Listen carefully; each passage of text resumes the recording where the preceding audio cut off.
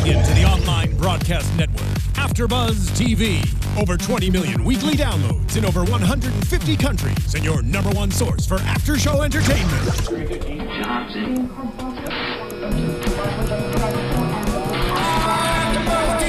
AFTERBUZZ TV, the destination for TV superfans, producing after-shows for over 300 of your favorite TV shows, interviewing celebrities and showrunners, and bringing you behind-the-scenes exclusives. All thanks to E! Entertainment's Maria Menounos, producer Kevin Undergaro, and internet leader Akamai. Now, let the buzz begin! Welcome, ladies and gentlemen. Money, that's what we want here on the Shark Tank After Show. That's it. Hopefully we teach you how to get it. Yeah. Episode 9. We are just breezing through the season. It's unbelievable. Episode 9, episode 100 Overall. of the series. Cameron Lewis here. Hey, what's going on, man? Phil Svitek here. And speaking of money, Steph C is out doing her Christmas business. I'm going to give a plug to her Christmas business. Follow Steph Z. I am Steph Z on Twitter. And I don't know if she does Instagram, but she has the Instagram. Yeah, there you go. Find out how to get involved with her Christmas business. She does it only locally, so you have to be kind of in the LA area to participate. Which is why we need we need an investment from the Sharks to build, grow, or save this business. Anyway, episode 9. Let's start. There's so much to talk about. The 100th episode, obviously, we'll talk about that, and we'll kind of give our own feelings in addition to recapping what the Sharks felt. Yeah. And a tradition that we started last week, we're gonna do kind of give an opinion whether deal, steal, or pass. Or I'm out. And that's kind of our version of if we were the Shark. Yeah. So, pitch number 1, Storm Stopper, $100K for 10% of the business. Mr. John, intimidating name. Not so intimidating product. It's you know what? This is cutting up a little ahead, but they said, you know what? It was him. It wasn't the product. Which I agreed with from the beginning. So in this case, can we agree that it's a steal? Meaning that the product was great, we want it, but we want to steal it from him and leave him by the wayside. Yes, 100%. I would modify the product a little bit. In what way? I have to be honest, because right now it seemed like it wasn't really a time saver. And I know this is kind of a weird thing, but the design wasn't great. I know that's not something you consider when you're trying to save your house from a hurricane, but it could have been designed a little better. Okay. He talks about the 3M strips that you have to adhere to it. Adhere? Is that the right? That's adhere, yeah. Yeah, okay, all right. The whole process, he has Barbara come over and hammer the thing on the window. It doesn't seem to be that much of a time saver. The only thing I see it doing is you don't have to drill holes into the wall. But I don't know, man. I don't know. Yeah, I mean, the ultimate thing was the test, the safety test. And that was a big portion of it. It was undervalued, quote unquote, in terms of how important that actually is versus, perhaps the time saver and the look. Yeah. The look certainly helps, but the the whole point of putting up plywood in a tornado is safety. Yeah. First and foremost. And had you upsold that, we'd be in better business. Yeah, I mean, I feel like he should have started with that. The safety aspect of it, because that's the most, like you said, it's the most appealing thing about it. And maybe he should have hired somebody else to pitch it for him, or something, or had models, or help, just something. The way he brought out the desk, any 2 strong guys, or even 4 or 5 cute girls would have helped. Yeah. The pitch, but and I love that he brought out this big table and he's dragging it across the floor and it's making a bunch of noise, and he had things that he was demonstrating that it could be handheld. Like he could have gone back there and just grabbed a couple of things and brought it out. He didn't even need the table. You just need a wheelie cart. Just a little wheelie cart, just a little dolly to help you out. Yeah. I don't know, John. I was not impressed by you. That's all I'm saying, man.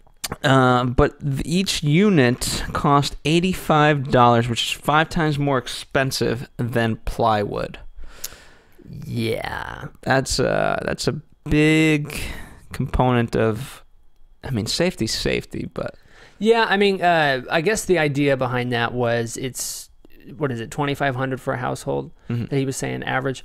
The idea, I guess, is that that's a one-time cost versus a multiple-time cost. But I don't know. I mean, I'm not from an area. I don't live in an area where hurricanes happen very often. Is it something that you need on a regular basis, or is it something that could be handled with the plywood 5 times or less? I've never been through a... I don't know. I don't know. We deal with more of earthquakes around here. Yeah. I've not dealt with a hurricane either, but terrifying. Yeah. I mean, it's a cool invention. I definitely see the appeal from the safety perspective, but everybody was really turned off by this guy. Yeah, Rob was. I mean, Rob started the whole thing. Just out, Kevin out, Barbara out, Mark out because of his sales ability. Yeah. And then it was all down to Lori, but she didn't, she's, you know. Yeah, no. I mean, she was like, nah. His sales dipped, and that was a big portion of why it didn't go. Yeah, what do you say, what is it, 2005, 2006, $1.6 million. The last 12 months, $200,000. And he said it had to do with the economy and the weather. And that's not really something, I don't think that's a viable excuse. You know what I mean? Because that's a constant changing thing. Yeah. But again, if he came out more excited about it, if he came out with more energy and actually demonstrated this as a big safety, it's going to save your life, it's going to save your house product, I might have gone for it. Yeah, and especially like, okay, it's one thing to blow out the window, but like if he gave statistics on, you know, after a tornado, the average family has to spend $15,000 repairing a house. Right. You know, and on average, if you live in tornado country, that averages up to be, you know, $42,000 a year, whatever the case may be. Then it's like, okay, not about, you know what? Okay, you just gotta. It's one of those where if you can really educate the market on that level, yeah, because money talks. Money talks, and if you're spending a lot on rebuilding your house every single time, you know, 5 times the cost of plywood doesn't seem that bad. No. So. No. My favorite part about this pitch, before we move on, is him saying to Kevin, are you going to let me finish? Are you a mind reader? Never be mean to Mr. Wonderful in the Tank. Unless it's very clear that it's a joke, that's not a smart move. I thought he thought it was a joke, but everyone it just didn't stick. Not very tactful. No. It was very awkward and horrible and turned everybody off. Yeah, and I think at that point you just have to be a little bit humble and just say, hey, you know, I know what you're thinking and things like that, but if I may, at least just give me the attempt to convince you otherwise. If I may. Yes. Not, hey man, are you a mind reader? What the hell? Not a good idea. So yeah, you always want to be humble, but at the same time, there's a way to be humble and stand by your convictions and whatever else. We'll certainly talk about other people who weren't as humble. Anyway, sorry, no John. Deal. Out. The irony is everyone wanted this product. It was just, he wasn't the right guy. Yeah. And that makes it, that's a big deal. That's a big deal. You can't work with somebody who's not workable. You know, I'm surprised someone didn't just go like, hey, you know what? I will pay you $1.something million and it's mine. For 100%, yeah. And you leave right now. You know, we haven't seen many of those this season so far. We have not. I feel like that, hopefully, I thought maybe in episode 100 we'd see 100% offer, but I was disappointed. Yeah, at that point you also kind of have to think like, okay, well, you know, now that I'm cutting out this guy who in my current arsenal of employees can take on this project and really do well with it. Maybe if I don't have that, you know, then you have to search for the guy and it's probably just not worth it. Yeah. Even though it is a great product. Totally. Anyway, all right. Give me your thoughts on Pipcorn. All right, so the second one tonight, Pip Snacks, Jen and Jeff. We're seeking $200,000 for 10%. That's a $2 million valuation. I thought this was pretty good. This was pretty cool. I don't know that I would buy it. I'm pretty happy with the cheapest popcorn there is available, but I can see the market for this one. Gluten-free, organic, smaller little kernels. It's apparently easy to digest. But my first instinct with these two was that they were, as Mark put it, Shark Tank gold diggers. Yes, absolutely. And part of the problem is In LA, I have seen multiple of these types of popcorn products. Yeah. So they are not the only game in town. Yeah, I mean, that's very true. They talk about being in Whole Foods, was it? I think 18, 19 Whole Foods stores.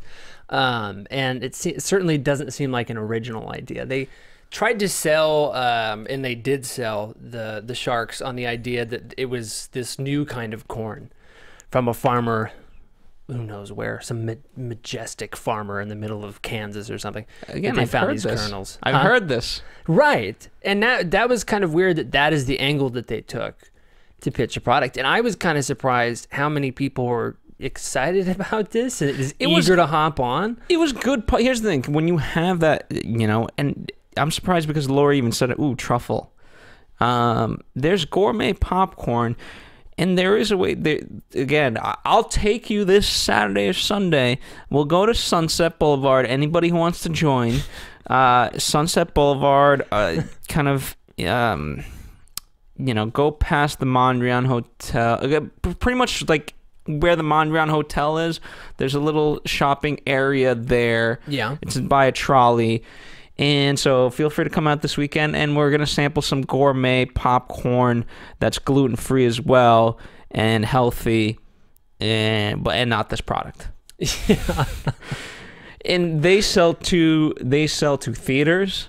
They sell to a couple of, maybe it's Whole Foods, but certainly in that realm of Trader Joe's perhaps, things like that. So yeah, and they're one of the reasons they're here is because their cost is way, way, way too high. It's way too high. I mean, $4.99 to buy a bag, costs to make it $1.80. Yeah, you gotta lower that. And I personally wouldn't go out and buy a $5 bag of popcorn. I don't think that. Well, again, if it's gourmet, there's a difference. Trust me. But the margin for them is too high. You know, you got, like they said, they were trying to get it down to 92 cents. How do you constitute? Like, what is the line you draw at cheap popcorn and gourmet popcorn? How do you make that distinction?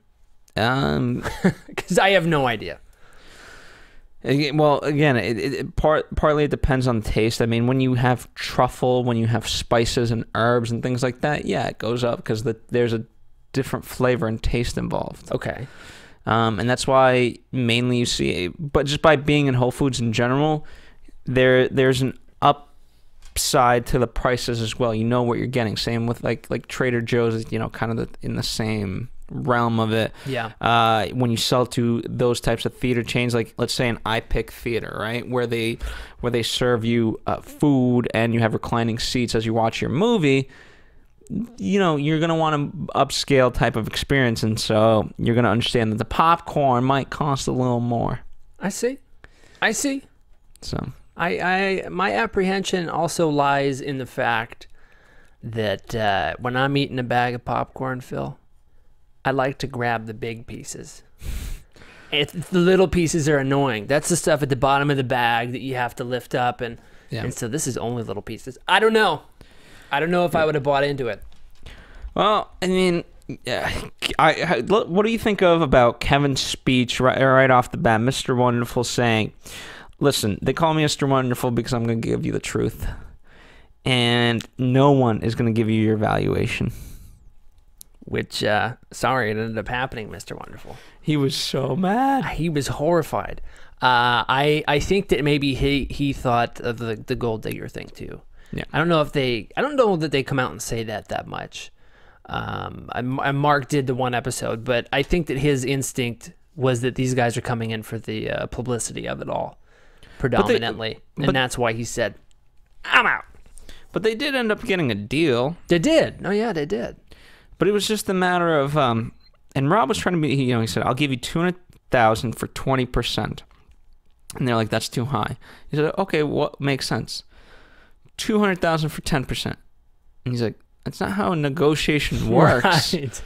Like, just budge a little bit. That's anything. Not a counteroffer. Give him 13, give him 12, even 11, 10.5. 10.5, yeah. Whatever you got to do, but like, don't just stop. Yeah.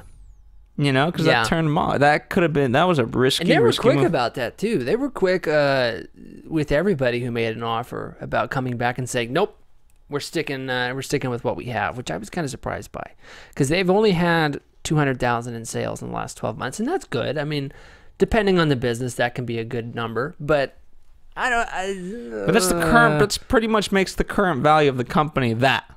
Right. 1.2, not 2 million. For the most part, we've said this multiple times, and you know what? I'm not a business major of any sorts. Yeah. I'm not a Wall Street guy by any means. But when your valuation, for the most part, is worth more than your sales and any sort of other equity that is in the business, meaning like, let's say you have a vacuum for $50, feel free to add that to your valuation. Maybe you have an expensive machine that you bought for $40,000. You know, that can be added to your total value of the business. And unless they have a ton of stuff. I bought an Oric. Unless they have all this stuff that cost $500,000 that I'm not aware of, right? You are not valued at $2 million. I mean, to me, when people come in with that, it's like the Beanie Baby syndrome. That people bought Beanie Babies 10 years ago, and they said, yeah, they're worth $10 now, but a couple years from now, $100 a piece. It's like, so you're basing your valuation on the future that's not certain. It's risky. It's risky. Absolutely risky, and you need a smart business plan, and you have to kind of go somewhere in the middle, and you have to show, at the very least, you have to show a very exponential growth. Yeah. You know, like, hey, you know, and you have to also show a little bit of longevity at least. Yeah. You know, for me, I would say at the very least 2 years, but more to really be put at ease, I would need 3 years of like, okay, you know what? You've shown nothing but continual growth. Mm-hmm. You have a smart idea of how to continue to get it to the next level. You are seeking this money because you know exactly where it needs to go to grow it. So I'm going to get behind this, and even though you're not worth that today, I know you will be because of all these factors. So are you out on this one? I'm not impressed. Pass. I would have made an offer, 200,000 for 51%. It's just, you know, I will not. They wouldn't have gone with it. No, that's what I would have done. And then if they would have said no, which they would have, I'd say I'm out. Yeah, that's about it. Well, they got a deal, and Kevin was so upset. Barbara gave him exactly what they wanted. Amazing. And then Rob was like, you know what? Fine, I'll give you what you want to. Right. Except, unlike Barbara's deal, it's not contingent upon drawing money out with, you know. Yeah, I thought they were going to go with Robert whenever he matched their original offer or whatever they were seeking. But instead they went with Barbara, who was wanting a little bit of payback. So we'll see how it works out for them. She has a proven track record with a food-related company, so. Yeah, but so does Mr. Wonderful, not that he was giving him a deal. So does Mr. Wonderful. Again, I don't think they were going in aiming at any shark in particular. I think they were aiming for Barbara. You think they were? Well, okay, deal-wise, Rob's is the better deal because you don't have to pay. I think after they were offered between Robert and Barbara, they said, okay, Barbara for sure. But I think going in, they didn't really have anybody in mind. Okay, they wouldn't have gone with Mark. Definitely not Mark. I don't know, because... What the hell is he going to do? Sell it to the Mavericks? Put it in the theaters. Put it in the theaters. He has the landmark theaters. Maybe that. But he already has popcorn in his theater, so I doubt that he would even be interested. Yeah. You know. Anyways. All right. That's that. The Squatty Potty. Squatty Potty. You know what? In all seriousness, this is very true. In order to get a good poo, you know, there's a reason why. Remember, as human beings, we used to squat outside and do our due diligence. Very, very natural. So this is actually a good product. Yeah, I was down with this thing. You know, and it is selling. To Mr. Wonderful's point, I don't see why you can't just stack a couple books. Or just even lift your legs if you're just anybody. I completely agree, but people buy this stuff all the time. You know, people buy the most random stuff sometimes because they're too lazy to put the encyclopedia below their feet. or they want to get it to guys. But there's some, you know, if you can keep the books clean, you know, that's a library of stuff to be able to read. Infinite knowledge as you squat. Yeah. Yeah. You know, what do I want to read today? I was surprised on this one, the sales they've already had. I didn't think this would be a quick seller. Well, they were on Dr. Oz, as was pointed out. And, you know, they had a great strategy. If they can become FDA compliant and have this be a medical product, then, you know, they're onto a great... Imagine that pitch, by the way. We have this great idea for a medical product. Somebody's like, oh, it's a new way to get a vaccine, some kind of Band-Aid. Yeah, it's a footstool so that you can squat while you take a poo. But, you know, as funny as it is... I mean, it's serving a purpose. Like, you can't argue it. There's stupider stuff out there that has no actual, you know, benefits. And well, let me just say, I know what I'm getting my family for Christmas this year. There you go. The Squatty Potty. The customer acquisition is pretty high, though. Yeah, and I believe what is it, $4 or $5 for every dollar? Yeah, that is spent. Yeah. So, I think they want, even if they didn't get a deal out of this today, I think that they came on Shark Tank to be on Shark Tank. I agree with this one too. I agree with this one too. I think that it was about the publicity on this one, and right near holiday season, 43% of Black Friday seller. Yeah. No pun intended. Who ended up doing the deal in this one? It was Lori, which I thought was the obvious choice in this case. Yeah. She's going to QVC the crap out of this thing. No pun intended. I like how the pitch was full of that. I mean, they're like, it's all good crap, money, poop. Yeah. And Mr. Wonderful, this is the first crap deal I like. Yeah. So it was what did she do? Was it? She did 35,000 for 10%. 350,000. So it was what they came in for money wise, but percentage 5 more percent equity in the company. Which I'm glad they were able to budge, and they saw, because there was huge back and forth, and this is where it was like, okay, you know, if you're coming in here, 5% doesn't really excite a shark. Yeah. And why do I want to be part of this? And that, you know, it's true. And I liked why Mark was out. He said, you know, you're valuing the company, you're sticking by that, and you're saying you can't get people on the phone, and you need a shark to be able to get you in contact with these people, but you're undervaluing that portion of it, so you're split, and that's why I'm out. Yeah. Yeah. You know, you can't.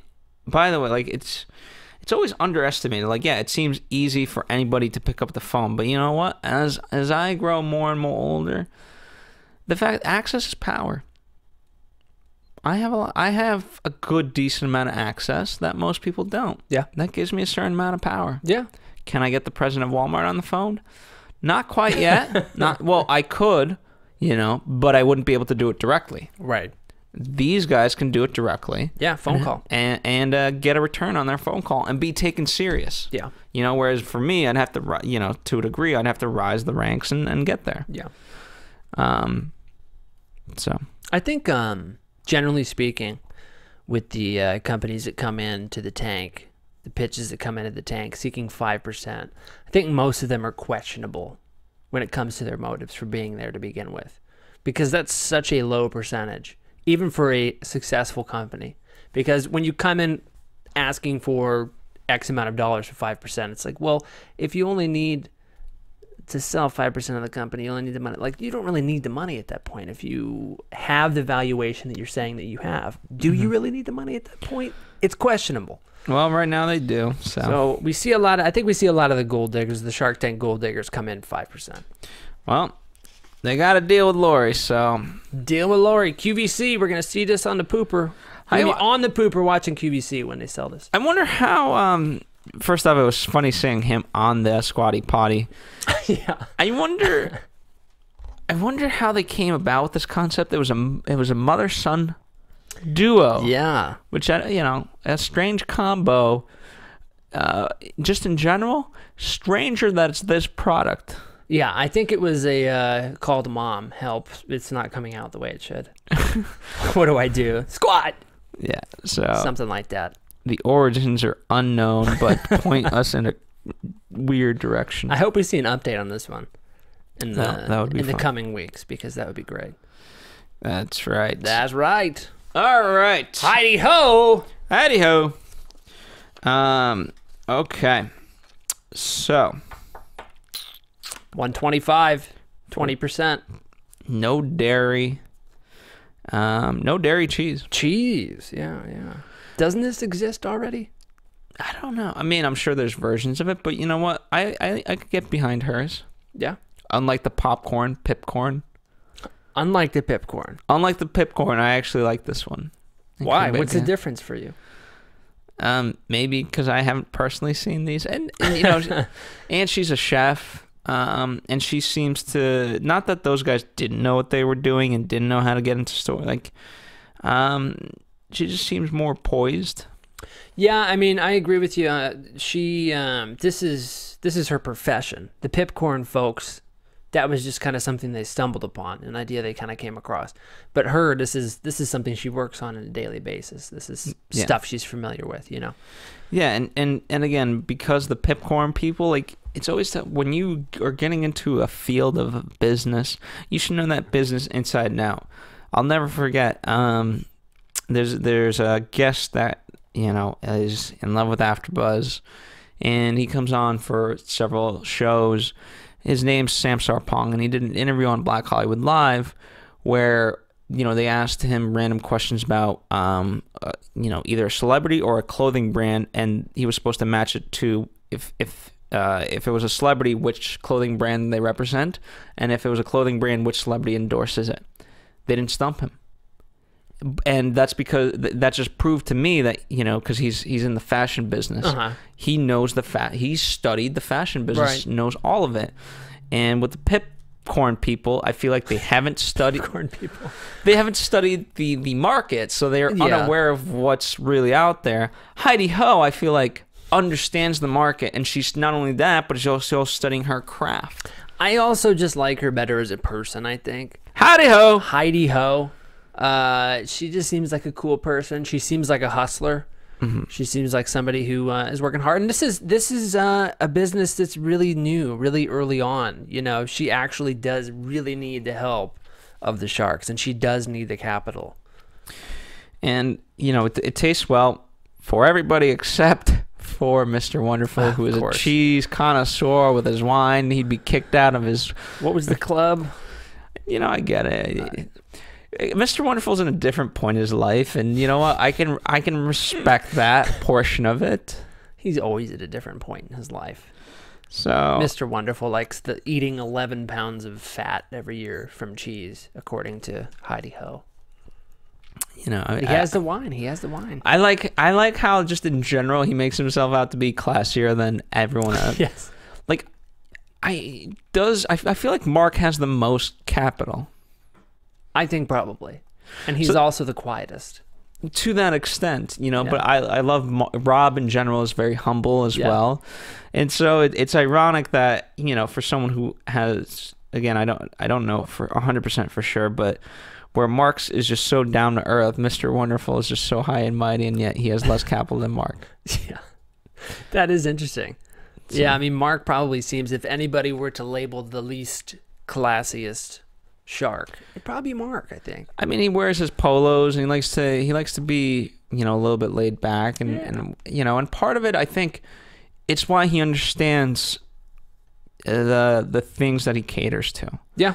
Like if I know there's a friend that I know, he does a lot of the Disney clothing licensing and things like that, and so he's always looking at Target and Walmart and things like just to learn, to see what's out there, how things are selling, so that way he can be better for his company. Yeah.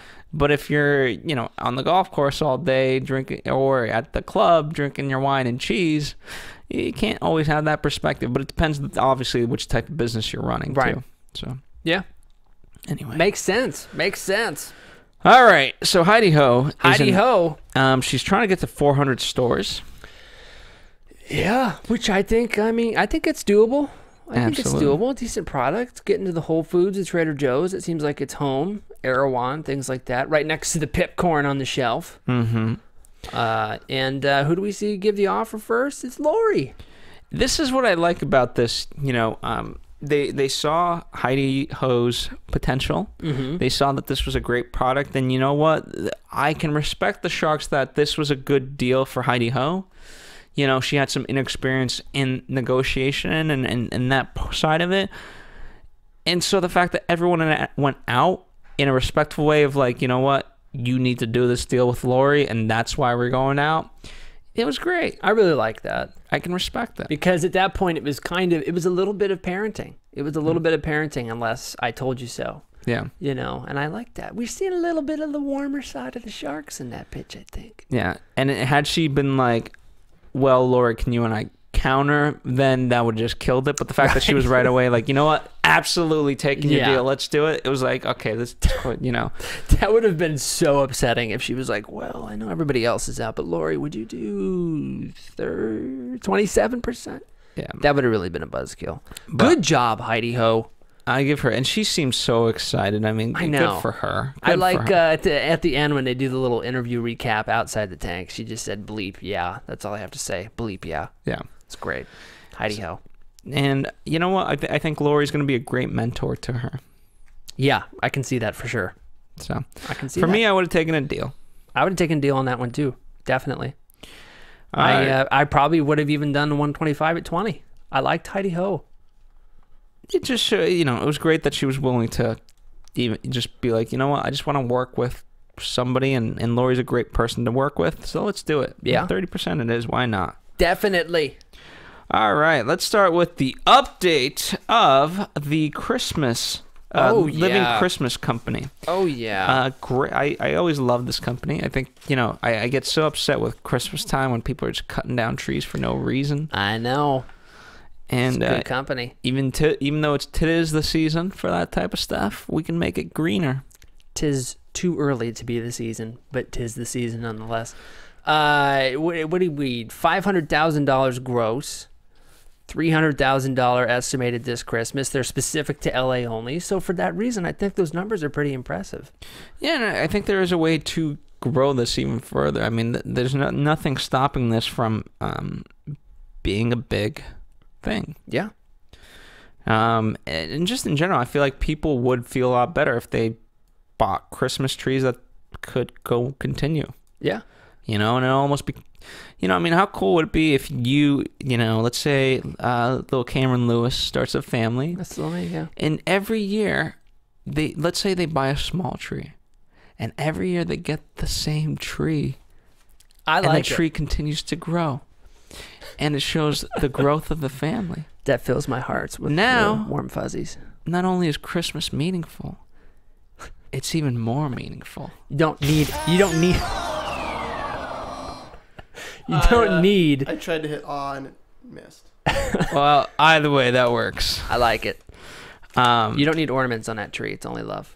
That's right. I mean, that would be pretty cool. That would be, you know, I think I can get behind that. And like, you know, when you start and you have kids that are 1 and, you know, you have a tiny little tree, and then by the time that they're 15, you have a pretty big tree. Like, look at how much tree this grew. It's like you. And all of the branches have fallen off by that point. It's like a 12-year-old tree. I'm pretty sure trees live. I know. More than that. But what if the tree grows and ends up resenting you? Then you have a problem on your hands. And then it's your fault. Then it's not good. So yeah, good update. I like that company. I like that guy. He seems to be a hustler as well. All right. 100th episode. Nice little recap. You know, I wish we had more of a thing around this, but nonetheless, we got some funny little bits. Certainly. First off, Rob, why are you interviewing us? Yeah. All 6 sharks in the same room. For the first time. Which is great. Yeah. Which is great. And Mr. Wonderful sips the champagne. Classy. Tells everybody to lift the pinky up. That's right. Ugh. Do you remember the Bluetooth surgery? Oh, my God, yes. Oh my god! Like the amount of pitches they've seen. Oh god. Let's see. So it was so painful. That's 400 pitches, right? If they do, I mean, have aired. I mean, right? There's never been 3 or 5 pitches on a show. It's always been 4. So yeah, I'm pretty sure 100 episodes times 4, 400 pitches. 400 pitches. That's so many that make the air. So there's probably been 1,000 that have been in front of them. I don't know if that many, but no, I think every pitch gets televised. Really? I don't, I mean, there's other pitches that are pre-pitched. There's a whole like process to get on the show. Yeah. But I'm 99% sure that they don't waste the shark. Like if you go to pitch in front of the Sharks, that's it. That would make sense. I do remember the Bluetooth one very fondly though, and how obscene. There's that an idea anesthesia. was. Like what? Yeah, it's a surgery. Yeah, it's a surgery. What? I didn't even think you could come in and pitch that type of thing in the tank. What was shoot, I forget now. Where Mr. One goes, how long are you visiting Earth for? Oh, yeah. I don't remember the pitch exactly, but the guy had a weird kind of vibe about him. Glasses, kind of odd curly hair. Oh, I love Mr. Wonderful. I love him so much. How about the 3 socks guy? You know what? That guy. If you are losing socks, it's actually not a bad idea. Yeah, but I don't lose that many socks. If you're going to pay for a 3-pair, not 3-pair, if you're going to pay for 8 socks, you might as well buy 2 pairs. I just don't know. I don't know what I do with the 3rd sock. Right. I would lose the 3rd sock. I would put it somewhere thinking I'm going to need this at some point, and I would never know where that was at anymore. By the way, just a good strategy. This works. A good sock strategy? Yes. Okay. Buy the same exact socks. Always. Oh, absolutely. Always. And you never have to pair them for that reason. Yeah. I think that should be pitched in the tank. Costco packs of socks. 48 pairs of socks. 49 in case you lose one. Absolutely. And then, of course, Steph C is not here, but one of our favorites, bread it, mix it, shake it, stir it. Bread it, mix it, shake it, stir it. You never forget the characters. You never forget the characters. I liked that they did a little recap of Lori's successes because she definitely seems to have made the most profit off of her investments. And they're all products that are very QVC-able. Mm-hmm. Like you have the reader rest, which is the glasses little attachment you put on your shirt. You have the screen man, the drop stop for the car, it was a Scrub Daddy. Mm-hmm. All of them very pitchable on television, and all of them very profitable. So congrats, Laurie, if you're watching right now, congrats. But there's, and that's why she takes quite a bit of criticism, unfortunately, is because her products, all she really has is QVC. Not that that's, again, that's a huge card to have. Right. But the other sharks, are able to expand it in a different way. Yeah, a much different way. Are they again, what are you after? That's what makes it interesting now, I think, is that all of these, if it would be a much different show if there were 5 Mr. Wonderfuls up there. It would be on a different channel, probably. It would be on like Spike TV if there was 5 Mr. Wonderfuls up there. But I'm glad they have the panel that they have. Yeah, absolutely. And, not that I want to see, but I'm curious how long these guys can continue doing it from their own money, and I would like to, just out of curiosity, I like when they have the guest sharks. So I want to see some more. Jeff Foxworthy. Yeah. Let's bring Jeff Foxworthy back. And I do like the guest sharks, so I agree with you. I'd like to see a little bit more of that. Just to change up the dynamic, Yeah, absolutely. I have a little bit of a 100th episode update for you. Kevin O'Leary was at a convention in Monterrey, Mexico this past week, and he said that at a 33% return, Shark Tank, the show, is the most successful venture firm on Earth. So that was interesting. It's pretty 33% return. That's amazing. Yeah. So the show is a great show. The most successful, apparently. That's Anyways, there it is. And also to note, this week on ABC for Good Morning in America, They're doing Shark Week. Shark on Shark Week. Shark on Shark. Shark versus Shark. So there's 6 sharks, obviously. So it's Monday, Wednesday, and Friday. Yeah. 2 sharks go head-to-head in New York on Good Morning America. What they do, what it is yet to be determined. So definitely tune in tomorrow morning if you're listening to this live, or if you're, depending on when, just check it out. Yeah. GMA, Shark versus Shark. Or if you're listening to this in the future, and this event is from the past, just look it up on YouTube or something. I'm sure you'll find it, because it'll be interesting to know. It'll be there. Anyway, that about does it for us. Boom. That's it. Happy 100. Happy 100. Thank you guys for joining us yet again. As there's, never really predictions, because it's not like next week someone's going to get a deal. Somebody will ask for money next week. Somebody's going to pull out. Pipcorn will not pop. I'm interested, Pipcorn. I'm sorry. I don't know why I'm so negative towards them. They're good people. They have a great story, but yeah, they are good people. The girl living in the closet, I give her a lot of credit. I give them a lot of credit, but I think that's a fake story. She wasn't living in a closet. Then, shame on her.